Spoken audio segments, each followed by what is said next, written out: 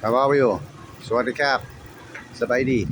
Just thought I'd share this with you. Now, I'm in Savannkhet in Laos, just across the Thai border at Mahukdahan, I think it's pronounced. And it's a fantastic place to come visit if you're into art. There is so much street art, especially towards the Mekong River is just down yonder. Yeah, just literally at the end of the road there is the Mekong River. Sorry, it's a shaky camera when I zoom in. But yeah, just absolutely shed loads of street art. Some better than others. This one seems quite basic. But what I'm really enjoying, I shouldn't really, I suppose, to some extent, is the architecture. I mean, this is clearly French colonial architecture, which I'm assuming maybe some Lao people or some Savannkhet locals could perhaps leave comments and you know, let me know exactly what it is, why the old colonial buildings. I'm assuming it's they don't want that link with the French in their history. I'm assuming that they're kind of just letting these things fall to pieces. They're not keeping them up to date. Which is to some extent understandable, because obviously it's maybe part of their history that they don't want to be reminded of. Perhaps, I don't know. Whereas in the UK, where I'm from, history is kind of history. Now, yeah, there is a little bit more sensitivity around certain parts of history, but this is what happens. People come out here and they have their photos taken. There's lots of tourists that come here. This lady's obviously picked this colonial style building to have a photo taken against, but quite a lot of the times you'll come down these side streets and you'll see people standing in front of the murals and having their photos taken. So yeah, I just thought I'd share that with you. So I find it fascinating, but yeah, also a shame at the same time that these old colonial style buildings, I mean, that one's been maintained to some extent because it's had a new roof put on it. It's got a corrugated metal roof, which, well, actually that's got a corrugated metal roof as well. Maybe the roof's been replaced on that one, I don't know. Considering there's actually a coffee shop or something in the bottom portion of it, I'm assuming they've obviously maintained it enough so that it can be, since 1966. I don't know if that blue plaque at the top there refers to anything. We have blue plaques in England that refer to old buildings, but if you've seen one of my earlier videos about the Deer House, which is a historical building in Savannkhet here, which again is an old French colonial building, can't really find much on the history of it in as much as why it holds historical value. It could purely be because it's maybe one of the first, or because it's a very large house on the riverside here.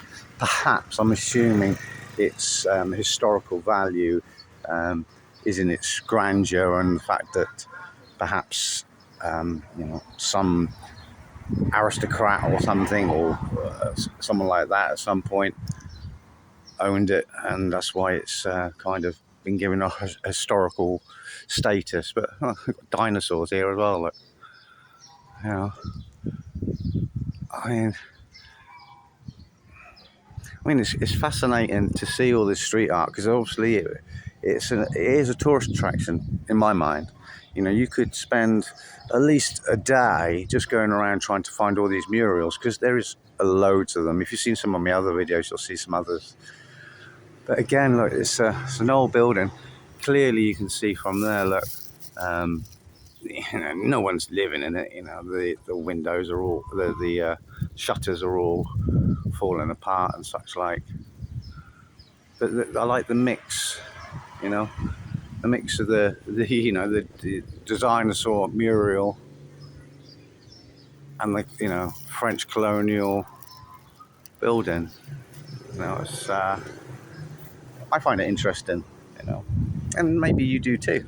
So if you're ever in Laos and you're doing a border cross, don't just do a border cross in and out. Spend a day or two here, you know. Just get some of your selfies in your Instagrams. It's very Instagrammable. I'm not one for selfies myself. I'd like to maybe be behind the camera more than in front of it. But anywho, I'll just share that with you.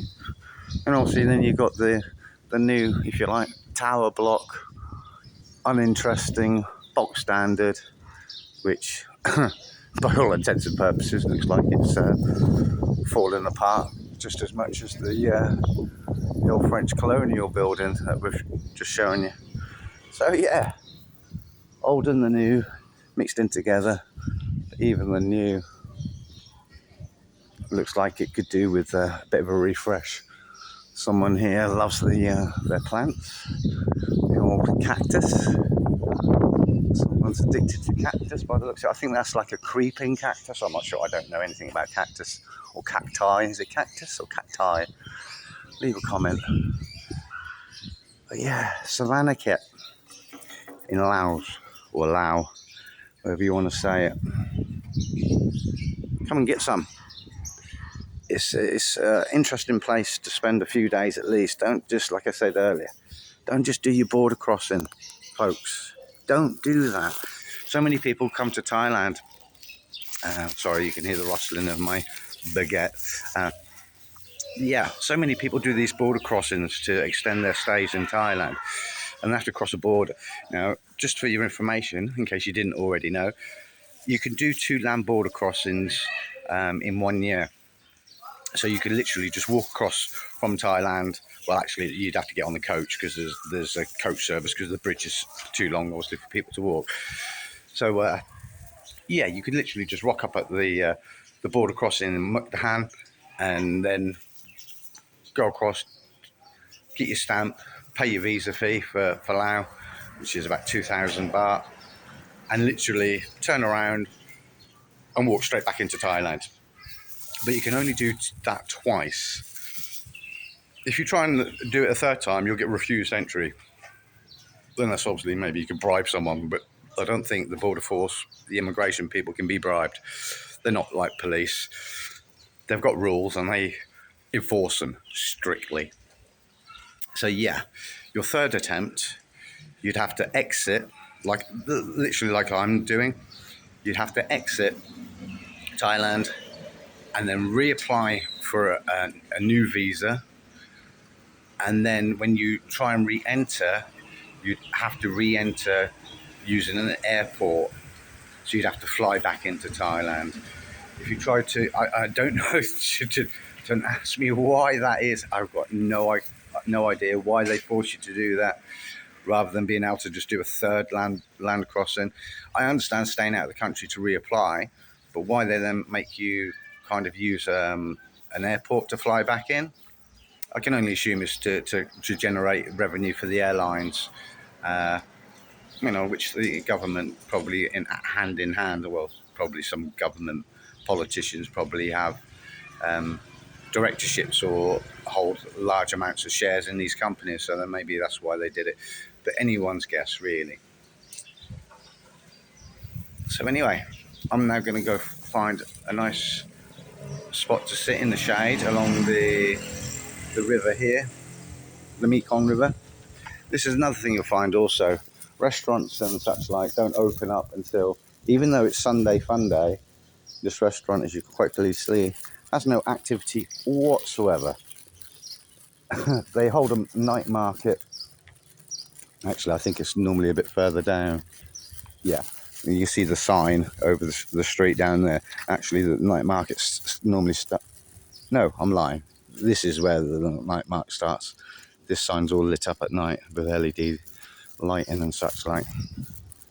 But I'm actually going to try and find somewhere to get a nice cold drink to go along with my breakfast baguette. But as you can see, there's the Mekong River. So anyway, folks, when in Laos, stay, especially if you're in Savannkhet. I will premise this with kind of buyer beware. There seems to be a bit of a lack of education, I'm putting it down to, or that's what I've been told, when it comes to, let's just say, waste management. It is pretty bad. Now, I know there was a night market held down here last night. With it being Saturday night, it would have been quite busy with people going out for the evening for a bite to eat. But in Thailand, this would all be cleaned up and tidied away. It is one of the biggest headaches, I think, for this town. Why they don't employ people like road sweepers. You know, I understand they probably can't afford the massive machinery that goes along and just gathers it all up. You know, they're probably very expensive for the likes of these towns to be able to afford to buy. It is such. I mean, there is bins provided, so obviously they get pretty full pretty quick. I used a couple last night, and they were full. So, but they also do have. I've seen them. And I didn't see them anywhere in rural Thailand. I saw them in the cities. They have bin collection. You know, they have an actual truck come around and collect your waste. Whereas a lot of these rural, this isn't particularly rural because obviously it's the town of Savannkhet, small town, not a city. But yeah, they do have garbage trucks, as the Yanks call it, that come around and collect the waste. So anyway, just thought I'd share that with you. Now getting to the part where you've got the guys playing French bowls. Friday and Saturday night, this was absolutely packed. Sunday morning now, so it's not as busy. But as you can see, that playing French bowls. So they obviously like some things tradition-wise. They've held on from the French. Clearly, the architecture isn't so high on the priority of things to preserve. Playing French bowls, or they probably call it Lao bowls. There's probably different rules, I'm sure. But yeah, pretty box standard. Let's see this guy here. He's gonna. Oi. Well, I'm sure he's done better than that before in the past. That wasn't particularly good. Anyhow, I'll leave you for now. If you wouldn't mind, smash that like button, yeah, and even better still, smash that subscribe button, yeah. Try and get me up to at least like 50 subs, huh? I'm not asking for much. The baby. So yeah, just pop along to Savannkhet, have a little wander along the Mekong, grab yourself a baguette, and oh, here we go. This lady's selling drinks. Get yourself a nice cold drink and enjoy. So see you in the next one.